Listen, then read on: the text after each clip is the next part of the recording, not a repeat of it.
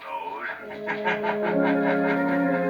The thrilling adventures of the Shadow are on the air, brought to you each week by the Blue Coal Dealers of America. These dramatizations are designed to demonstrate forcibly to old and young alike that crime does not pay. Before the Shadow starts today's adventure, time out for a little memory test. How many of you remember this old rhyme? The north wind doth blow, and we shall have snow. And what will you householders do then? Well, if you're wise, you'll be prepared for that emergency with a bin filled with blue coal. For blue coal gives you clean, radiant warmth that's not to be sneezed at. Yes, there's less chance of head colds and chest colds alike when your home is healthfully, evenly heated with blue coal. Phone your neighborhood dealer tomorrow. He'll show you the easy, economical way to heat your home. The Shadow, mysterious character who aids the forces of law and order, is in reality Lamont Cranston, wealthy young man about town. As the Shadow, Cranston is gifted with hypnotic power to cloud men's minds so that they cannot see him. Cranston's friend and companion, the lovely Margot Lane, is the only person who knows to whom the voice of the invisible Shadow belongs. Today's story, The Chess Club Murders.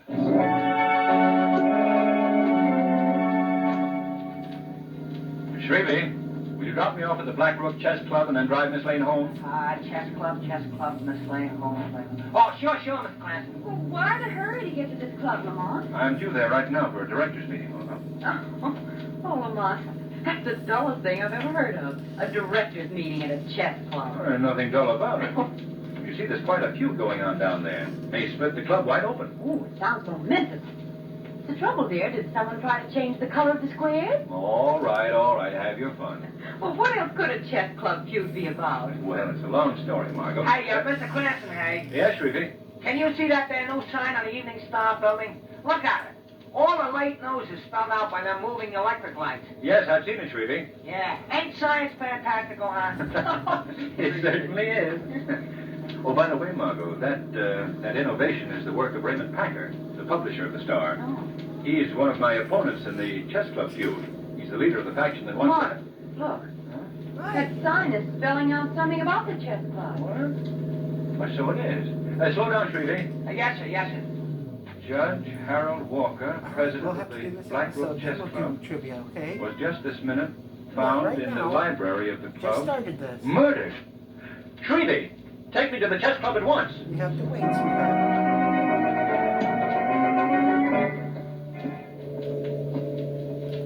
Lamont, will you tell me why such an exclusive club is quartered in that dilapidated building? Well, the founders started the club way down here by the waterfront years ago when they and their careers were younger. Well, why haven't they ever moved? For sentimental reasons. That's one of the currents of friction that started the feud. The younger element wants a new, modern clubhouse. Oh, I don't blame them. In here, Margot. All right. I guess the elevator's upstairs. Have to ring for it. Is that little wire cage an elevator shaft? Yes? It looks like one of those cash carriers they used to have in department stores. All right. Here he comes. Who runs it? Diamond Jim Brady? No, Margot. And Lillian Russell is not our hat check girl. Where's that dog? Probably in the elevator. It belongs to old Andy, the operator. Evening, Mr. Cranston. Evening, Andy. Hello there, Blackie. How are you? Blackie, quiet. It's all right, ma'am. He won't harm you. Well, I He's don't... just not very friendly with strangers, Margot. I suppose you've heard about what happened, Mr. Cranston. Yes, I have, Andy. Is Commissioner Western upstairs? No, sir. The police haven't arrived yet. You see, the body was just found a few minutes ago. But how did the news get out? We read a bulletin reporting the murder on that new sign on the store building. Aye. That was Mr. Packett's work, ma'am. Well, how did Raymond Packer get the news out so fast? From his office upstairs in the club. He has a newfangled machine there that sends news right onto that sign. Oh, I see. Go ahead into the elevator, Margot. Quiet, Blackie. Oh, Andy, do they know who killed the judge? No, sir. And I don't think they ever will. Well, why do you say that? There are many who hated Judge Walker. And many like me who are glad that he's dead. Well, I wouldn't talk that way to the police if I were you, Andy. They might misunderstand. They can't pin anything on me. Watch your step, Mr. Cranston. What do you mean, Andy? I mean getting out of the elevator.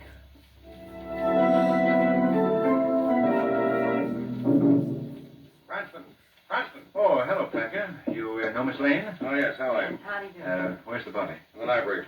Dr. Latham, the medical examiner, was in the club and the judge was found dead. He's in there with him now. Who discovered the murder? Robert Dowd. He found the judge seated in his usual chair, a bullet had pierced his temple. Obviously, the killer used a silencer. Oh. Have you seen the corpse? Why, sure. I even took pictures. That was very ethical. Now, listen, Cranston, as owner of the Star Bulletin, I'm a newspaper man first, last, and always. Even though this is my club, my work is my first consideration. Where's Robert Dowd now? In my office. Say, you haven't seen my new setup here, have you? You mean this news machine of yours? Yes. Come on, here, take a look at it. Have you met Robert Dowd, Miss Lane? No, how do you do? How do you do? Hello, Mr. Dowd. How do you do, Mr. Cranston? Yeah, now take a look at the setup. A wire service for all the leading news agencies, a stock ticker, and my pride and joy, the news machines. Well, it looks like a large typewriter. Well, that's the baby I scooped the town with on the murder story. I typed it directly onto the news belt that encircles my building. Oh, remarkable. Mr. Dowd, I understand you discovered Judge Walker's body. Yes, that's right. Do you know when he was last seen alive? Yes, about an hour ago. He'd been playing chess with John Lord. Oh, I see. Is Lord still in the club? I believe he is. He's not only in the club, but tomorrow morning he's going to be on the front page of my newspaper as well. Listen to my story for the morning edition. I just dictated it into this machine. According to a statement made last night by Commissioner Weston, John Lord, who was the last person to see Judge Walker alive, will be held for questioning by the police.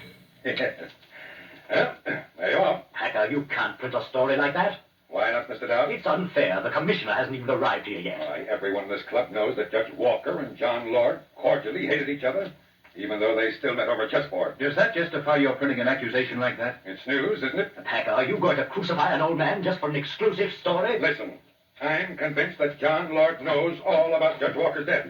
Excuse me. Oh, hello, Dr. Latham. Have you finished examining Judge Walker? Yes. Packer, what were you just saying about John Lord? I believe, Dr. Latham, that he's implicated in Judge Walker's death. But I'm afraid you're wrong. What do you mean, Doctor? John Lord was just found dead, stabbed through the heart.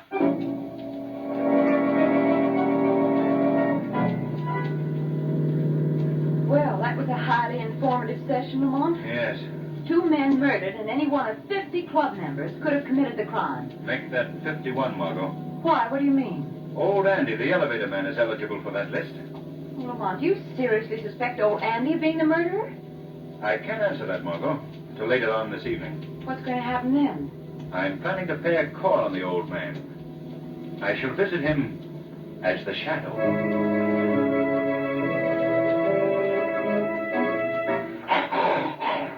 Blackie, what's the matter, boy? What is it? Why are you growling? Be quiet, Blackie. What was that? Who laughed? I think you've heard of me, old man. Who's speaking? I can't see anyone. I am called the Shadow. The Shadow? The man who's invisible? That's right. What are you doing here? Why have you come to see me? I'm seeking information. Information about the men who were murdered in the club upstairs. Why have you come to me? Because I believe that you were implicated in the crime. No, that's not true. You didn't like Judge Walker, did you? No, I didn't. Judge Walker tried many times to have me discharged from my job. It was always bothering me. Yes. I'd willingly have killed him if I'd had the nerve. But I didn't do it. You think the police would believe that story? No. I guess not. But if I were the murderer, do you think I'd have taken John Lord's life too? He was a fine man. A friend of mine. There's no way of proving that friendship now. Look, Mr. Shadow, if you'll only believe me, perhaps I can be of help. How? You've heard the expression, dead men tell no tales. Yes? Well, dead men do tell tales, Mr. Shadow. There's something in Judge Walker's past that proves this saying. What do you mean? I can't tell anymore. It's up to you to learn the answer. See here, old man. If you're talking talking in riddles just to divert suspicion from yourself, you're making a great mistake. I'm warning you right now. In due time, the murderer of Judge Walker and John Lord will be brought to justice by the Shadow.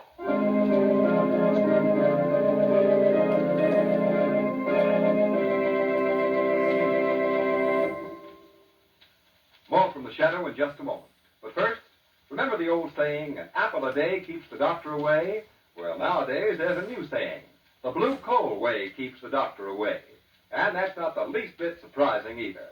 For blue coal is America's finest hard coal, specially prepared for low-cost, convenient home heating. It distributes a steady flow of uniform, helpful heat from cellar to attic. Yes, an even-burning, long-lasting blue coal fire in your furnace is your best safeguard against winter colds caused by drafty floors and chilly, underheated rooms. So keep the doctor away the blue coal way. And when you phone in your order, be sure to ask your dealer about a blue coal heat regulator. He'll be happy to give you a free demonstration of this efficient, modern thermostat that opens and closes dampers automatically and saves you money by saving fuel. His name is listed in the Where to Buy It section of your classified telephone directory under the words Blue Coal. Consider health, economy, and comfort. Phone your neighborhood blue coal dealer tomorrow. And now, we return to our drama.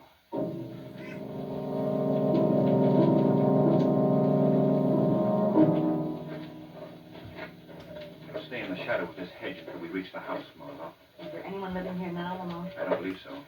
Judge Walker had no family. He lived here alone. What if there's a watchman? Yeah, we'll chance that. What is it you're looking for here, Lamont? I haven't the slightest idea, Margot. This whole thing may be a wild goose chase. Then we're here because old Andy remarked that you should look for something in Judge Walker's past. Exactly. And that's quite an assignment, believe me. Well, Lamont, do you know anything about the house? Well, yes, I've been here several times. I'm looking for the judge's study. That's where he kept all his private papers. But if you don't... Shh, quiet, Margot. What's wrong? Look, inside the room. There's someone there. See the beams of a flashlight? Yes. You'd better wait out here, Margot. I'm going inside and confront our fellow marauder as the Shadow.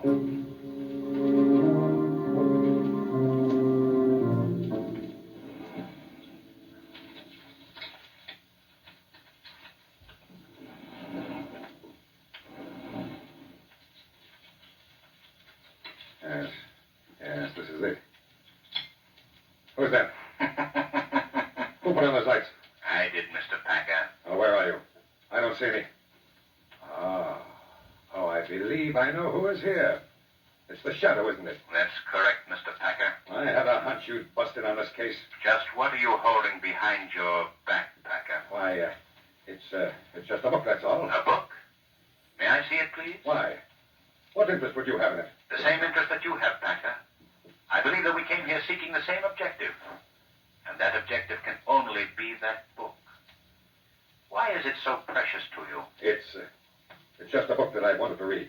So you came here in the middle of the night to the house of a murdered man to borrow it. Is that it? Yes, that's my story. Can you think of a better one? A much better one. One that implicates you in the murders of Judge Walker and John Lord. Oh, no. You're shooting in the dark now, Shadow. Then how else can you explain your presence here? Line of duty. I'm a newspaper man, you know. Yes, and I also know that you stop at nothing to manufacture a good story, even murder. You have a tough job proving that. Yes, but perhaps possessing that book would help you. No, wait a minute. You can't have that. Ah, but I do have it, Mr. Packer, and I intend to keep it. I see. You think you're pretty clever, don't you, Shadow? Well, let me put you straight on one thing. What's that? I didn't kill Judge Walker, or John Lord either. But I'm going to beat you at your own game. I'm going to discover their murderer before you do, and when I do, I'll tell my readers just who I outwitted to get the story. Yes. Good night, Mr. Shadow. You'll have to work fast, Packer, very fast. Margot. Margot, are you out there? Yes. What is it, Lamont? I think I've discovered our clue. What is it? This book. I'll hand it down to you. All right. Murder on a Bet by Harold Walker. That's Judge Walker, Margot. He wrote this book many years ago. What is it about? A mystery novel, I suppose. There's no tying it in with the judge's death until we read its contents. One thing, though, old Andy may have been telling the truth when he said, dead men do tell tales.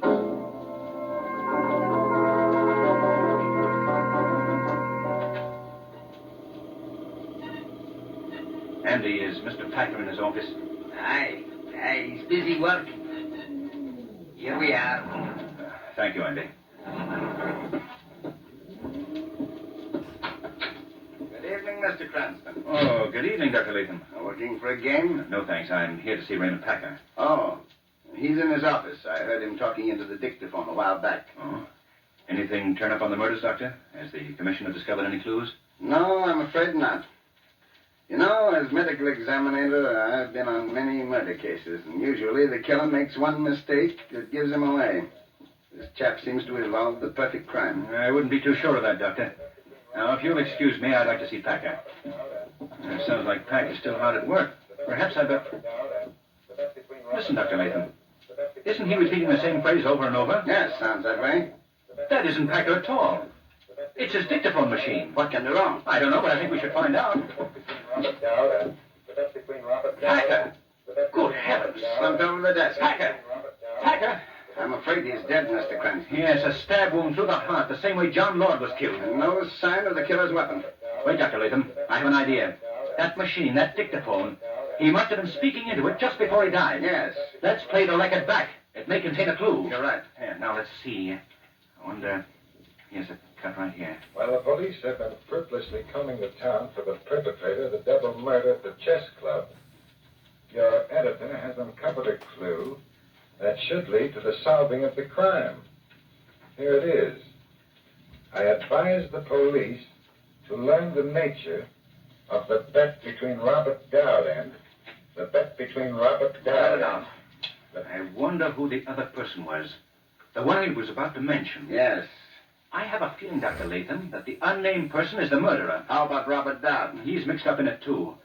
I think it would be worth paying a call on him at once. Yes, go ahead. I'll notify Weston. Good luck, Cranston. Is Mr. Robert Dowd in his apartment, please? I'll ring and find out. Oh, I just remembered. Of course he's in. Another caller just left there. Oh? Well, thank you.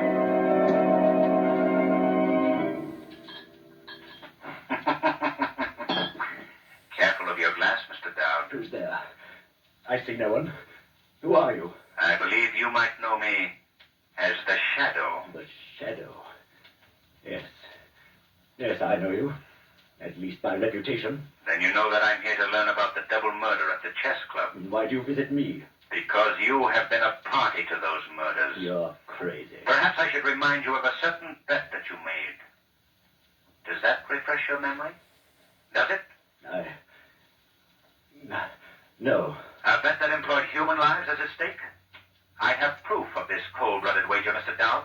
I don't know what you're talking about. Oh, I see. You've been warned to remain silent. Perhaps by the caller who was just here. I had no caller. You're lying. Those 2 drinks on your desk. Your visitor's cigarette is still smoldering.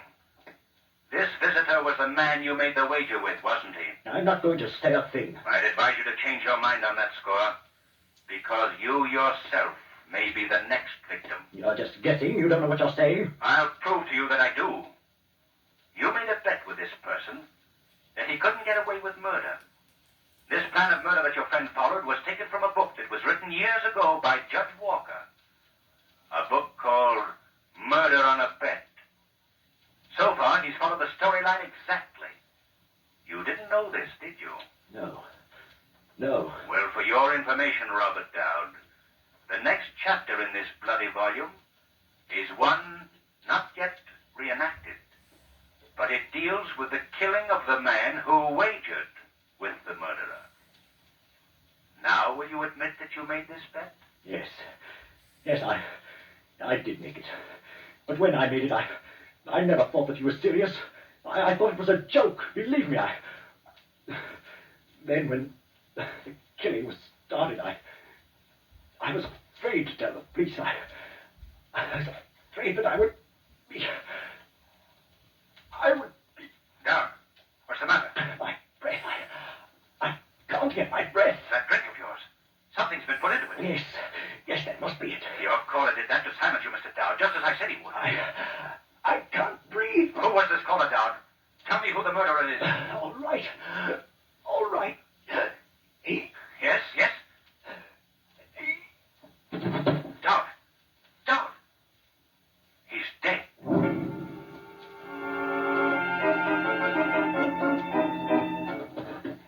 Come on, Margot. Just one more flight to the chess club. I wonder why Andy didn't answer the elevator buzzer. That's what I want to find out. Do you suppose another chapter in the book has been played? I hope not. Here we are. All right. Come on in, Margot.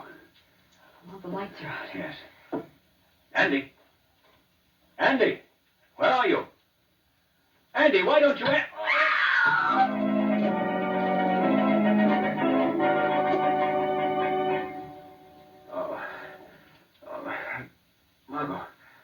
Margot, what happened? I don't know. Say, what's that? Someone's just thrown a very bright light in her eyes. But who's holding the flashlight? I can't see beyond the beam of light. Oh, wait a minute, Margot. There's a hand reaching out into the light. Yes. It's holding out a piece of paper. Well, I believe we're supposed to take it. Is that right? Is this a message for us to read? He doesn't want to play with us, Lamont. No. But he's obligingly putting it in my lap. Well, listen to this, Margot. Your captor, who is covering you both with a revolver, prefers to remain unknown for the present. Watch this paper carefully. It is chemically treated.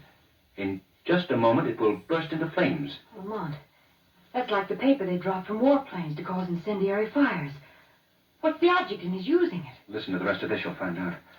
At the moment this paper ignites, 100 such pieces of paper will ignite in the basement of this building. A few minutes after that, the building will be a roaring inferno. Lamont, could such a thing happen? Yes, I'm afraid so, Margot. Oh, a murderer's taking back his slip of paper. Yes, and look. Look, it has burst into flames. Yes. So now our situation is this. Downstairs at this very moment, the building has caught fire. Soon the smoke and flames will be swirling up the elevator shaft. And we're being held in Raymond Packer's office by a person who is not only our captor, but the perpetrator of the chess club murders. Isn't that right, murderer? Oh, won't you at least speak to us? Oh, I see. One tap is no, 2 taps yes. Is that right? Well, tell me, murderer, you are the man who bet you could get away with murder, aren't you? You wagered with Robert Dowd that no one could catch you if you decided to kill, right? You followed the pattern of Judge Walker's book, which, ironically enough, made him the first victim, and then you killed the others in the same pattern. Who is he, Lamont? Do you know? Yes, I believe I do. I believe that the murderer is Dr. Latham. Excellent deduction, Mr. Cranston. Excellent. But you made your discovery too late. Lamont, do you smell the smoke? Yes. Fire's coming up the shaft. The flames will soon reach this room. Your time is growing very short. I see, Dr. Latham, that you have even chosen to reenact the final chapter. The killer's taking his own life in a burning building. That's right. Lamont, the smoke is choking me. What are you writing on that typewriter, Cranston? Just my ABCs, Doctor. Nervous habit of mine whenever I'm in a tight spot. Well, stop it. Oh, now, Doctor, you wouldn't begrudge a man who's about to die a little pleasure, would you? Stop it, I say. Oh, very well. That's better. Now, how did you discover my identity, Cranston? Well, old Andy gave me the first clue. He told me of overhearing a discussion of the book Murder on a Bet between you and Judge Walker. I see. It was very careless of me. But old Andy has paid for his revelation. What do you mean? It was necessary for me to kill him, too. Oh, you're mad, Doctor, mad. I was just following the plan of the book. And that's why you took Robert Dowd's life, too, eh? Yes, Dowd was a very timid man. I was afraid he might welch on our wager. Oh, Lamont, the smoke. You haven't much longer to suffer, young lady. Soon we shall all be wrapped in flames. You might be mistaken about that, Dr. Latham. How? You recall telling me here earlier this evening that a killer usually makes one mistake? Yes, but I haven't. You're wrong, Dr. Latham. What do you mean? You have made a mistake. A very simple mistake. As simple as ABC. What are you talking about? I'm referring to the ABCs that I wrote on this machine that you thought was a typewriter. But in reality, it's Raymond Packer's news machine. No. Yes. And your gill has been read by thousands of people on that sign on the Star Building. You... And now I'll take the gun, Doctor. There we are. You think you've tricked me, don't you? You think you've gained the upper hand? I do. Listen. You hear those sirens? Help will soon be here, Dr. They Latham. won't get me. They won't get me, do you hear? Oh, what's he doing? Come back, Dr. Latham. Come back. He's going out the window. Lamont! Oh, no. Margot, if we're going to get out of this trap, we'd better try to meet our rescuers halfway.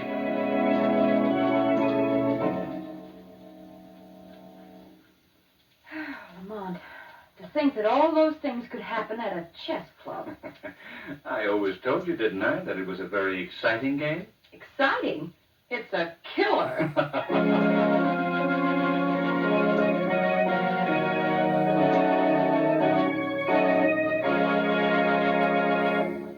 We'll hear from the Shadow again in just a moment.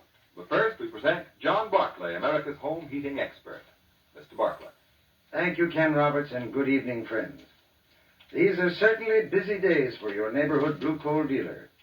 Yes, around this time of year, he's really got his hands full. But no matter how much he has to do, your blue coal dealer is never too busy to give his personal attention to your individual heating problem. You see, your friendly blue coal dealer is different from an ordinary coal man. In most communities, he's an institution. His office is a regular clearinghouse for free information on low-cost home heating. You'll find him pleasant to deal with, too. And besides, he's dependable. Even in the worst weather, your blue coal dealer never falls down on the job. He gives you careful, courteous, and prompt delivery. His motto is service with a smile. In addition, he will gladly be of assistance by helping solve any heating problem for you. His John Barclay trained serviceman will inspect your furnace and recommend the proper size coal for best results. This service is free and available to all blue coal customers. It will pay you to phone your neighborhood blue coal dealer in the morning. Thank you.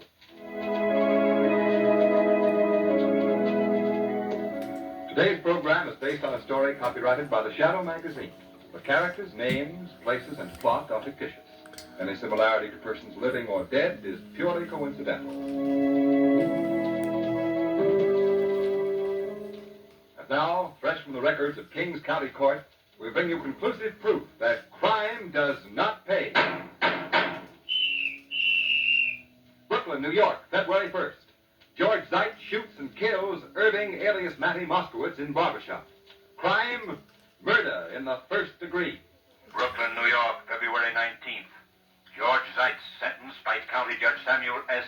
Leibowitz to death in the electric chair at State's Prison during the week of March 31st. Crime does not pay. The Shadow knows. Next week, same time, same station, the Blue Coal Dealers of America bring you an adventure of the Shadow that will amaze and astound you with its daring, dramatic action. So be sure to listen.